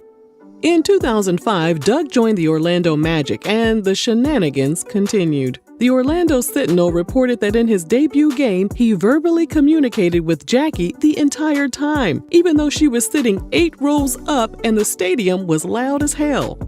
They also detailed all of his hand gestures and noted he made 50 hand signals to Jackie during the game. Jackie told the newspaper, "You know what it is. He loves me, and I love him. Is that weird?"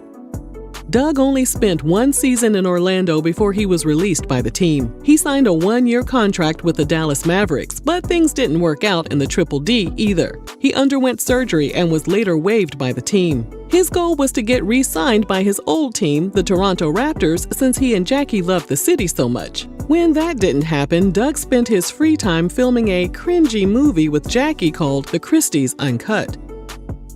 The DVD is described as a hilarious comedy loosely based on their life experiences. A brave soul for the LA Times took one for the team and watched the movie and described one scene that featured a furry bunny on a bed, Doug in his underpants with a dog collar around his neck, and Jackie, who was dressed like a maid and was pulling the leash and whipping Doug as he yelled, "Again, again, again."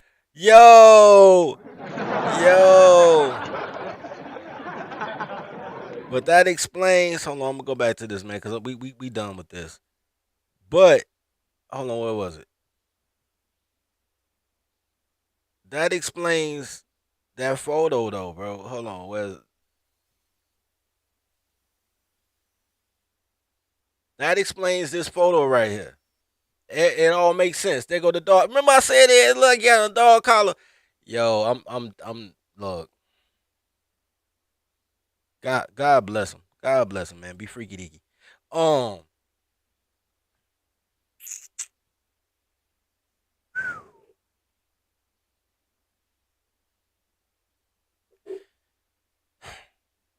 As respected and revered as Doug Christie was in the league, he could never get that what's my man name who played down in Miami? Just retired. Anyway, it's a lot of players like this that just roll on the bench. They the 11th man on the bench. They just wave the towel. He could never get that because of his wife. He lost 3 jobs because of his wife. 3 jobs because of his wife. I'm pretty sure he could be a player development coach right now in the league, but they don't want to deal with his wife.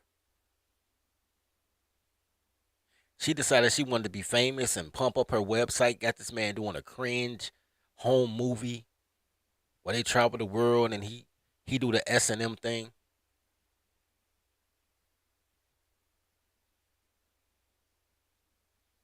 I like Doug.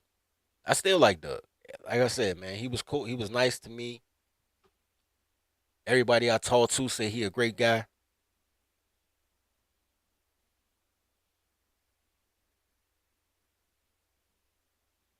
Man, hey, hey, Small. That's a good point. Small said, imagine how baller Doug would be if he didn't get married until after he retired. Yo, bro,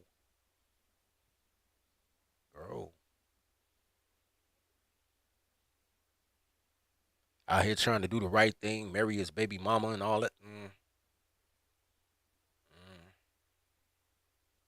I just want to play this one last thing before I get out of here. You know what I'm saying? If y'all want me to open up the chat, man, put a one in the chat. But if y'all gonna come up, don't put a one if y'all ain't gonna come up. But You guys mess with Duck? Not as often as you do, what? probably. Yeah, that's what. God damn it! Hold on, bring that back. I'm gonna show you this one last thing.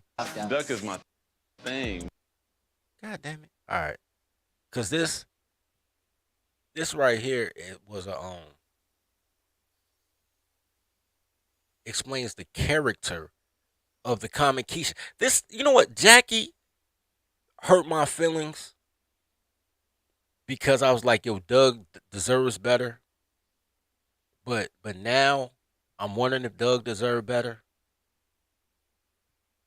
Cause then that would mean that we all deserve better. Cause we've all been with a horrible person. Regardless who the person was, a girlfriend, a best friend, a cousin that, that you felt attached to whoever, and everybody told you, man, leave that motherfucker alone, bro. I got a cousin like that. Can't go nowhere else with me. People tell me like, man, fam, you invited whoever you want to go, but don't bring your cousin, bro. I've had to make the decision whether I want to hang out with my friends or hang out with my cousin because of the way that he act in public. So it's always somebody. I'm not just putting this on Jackie Christie, but everybody tell you don't deal with a particular person, and you'll forsake 99 people for that one person.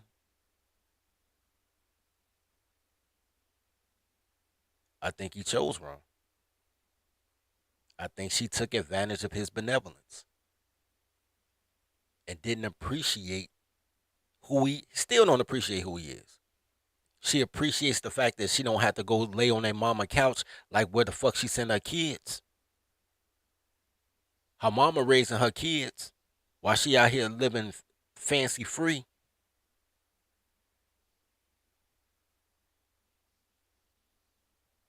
But anyway, I want to show you this last thing, man, because this is a character thing about Jackie. And about most women under 60. And it seems innocent enough, but this is gonna be number 7. Because number 6 is these bitches that get you fired. Number 7, the number 7 lesson in this is right here. You guys mess with Duck? Not as often as you do, probably. Yeah, that's what. Duck is my thing, man. You cook it? He be cooking. You be cooking? He Oh be yeah, cooking. I don't He's a chef. cook Duck. He's though. a chef, you guys. Don't let her do that. My baby's so humble. You should be so proud. I'm so proud. Cooked for me. I be so proud because I can't cook a lick. And he makes salmon like with.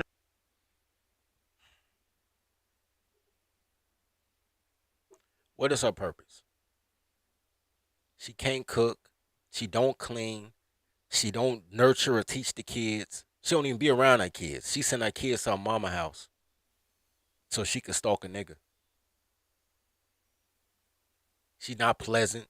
At least she wasn't pleasant on any scene I ever saw on Basketball Wives.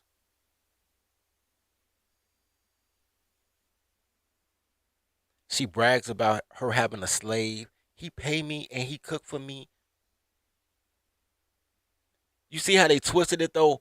That's what I need to learn how to do on these YouTube streets, bro. I need to learn how to do this on YouTube streets. I need to learn how to put a positive spin on my these toddlers ain't shit message. Cause they ain't shit. But I need to put a positive spin. They say tact is the ability to insult someone and they say thank you. I need to learn how to use more tact on these YouTube streets because what she just said was disrespectful as shit. And Doug picked up on it that it's disrespectful. But the way that women spun that shit, like she brags all the time that you her slave. I'm bringing it just a little bit. This ain't number 26-second clip anyway. Matter of fact, I'm gonna start over. I'm gonna let it play all the way through. It's only 26 seconds. With No, but hair. you guys mess with Duck? Not as often as you do, probably. Yeah, that's Duck is my thing, man. You cook it? He be cooking. You be cooking? He Oh be yeah, cooking. I don't He's a chef. cook Duck. He's a though. chef, you guys. Don't let her do that. My baby's so humble. And she be so proud. My I'm so proud. husband cooked for me. I be so proud because I can't cook a lick. And he makes salmon like with No, but- pears and oranges on it. Oh. It's like, whose grandmother been up in here doing all of this? Listen, y'all don't let her do that. Who grandmama? Cause she know it ain't no other woman doing it. Cause can't none of these bitches cook no more.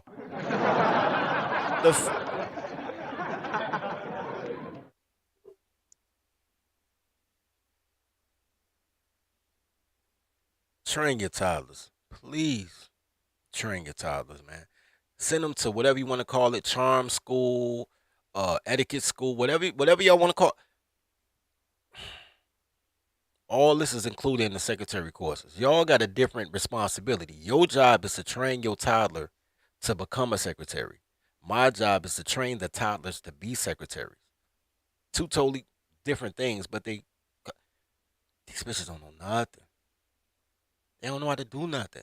There's nothing that they can take pride in besides their degree in nothingness, because their degrees don't mean shit. Most people don't even get a job in the field they got their degree in. So their degrees is absolutely nothing. They don't have any other skill set.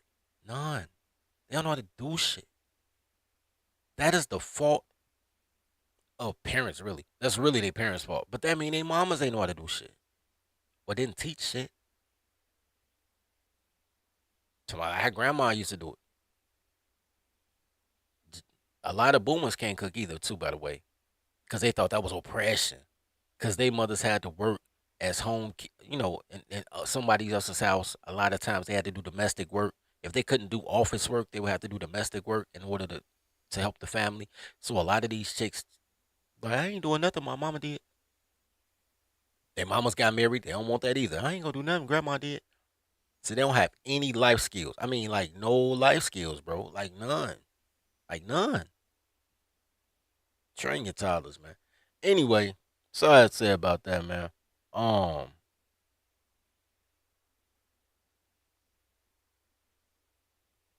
Anyway, man.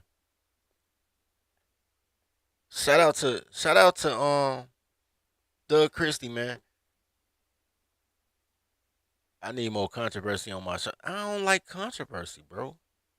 It's so much controversy in real life, B. Like, I actually went outside, bro. Like, they shooting up everything. We got a bunch of fucking toddlers running up my city and shit, nigga. I'm looking for an exit plan to get away from controversy, man. I want peace. I don't want no controversy. That's bad energy, man. That's bad energy. Anyway, shout out to Smog, man. I guess you the sponsor the show with $2, man. You taco money, man, is better than nothing, baby. Shout out to the taco money. And it's a lot of different type of entertainment, bro. I'm more of a hood teacher type of dude. I'm not a controversy type of dude, bro. I'm from a city where, nigga, you drop your locations, niggas to shoot you while you riding your bike, man. I ain't on that shit. Like, I ain't on that shit, bro. Niggas like drama, but I ain't on that shit. I'm gonna find my little niche. I'm gonna find a little niche, man.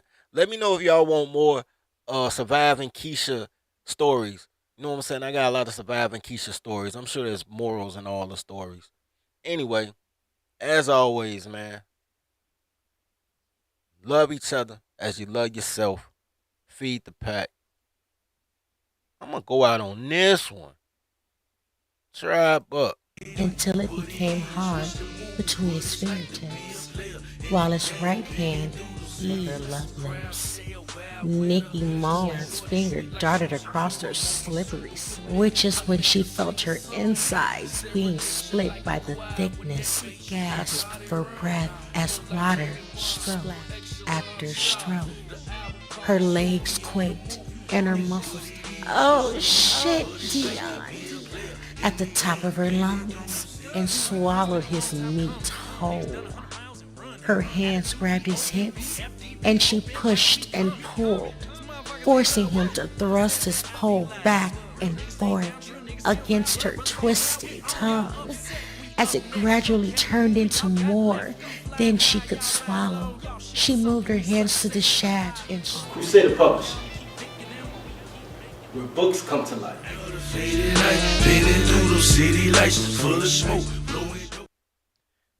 Hey, real quick, man. Shout out to Godchild for the $5 cash up, man. Gratitude, sir. Now I know what I'm gonna do. Starting December 1st, man, I'm just doing all pre-records. I mean, I'm still gonna do something on Sermon Sundays, and I'm still gonna do the Dirty Snow show on Thursdays. But I think I'm just drop pre-records, man. See what happens. Anyway, peace out from the daycare, man.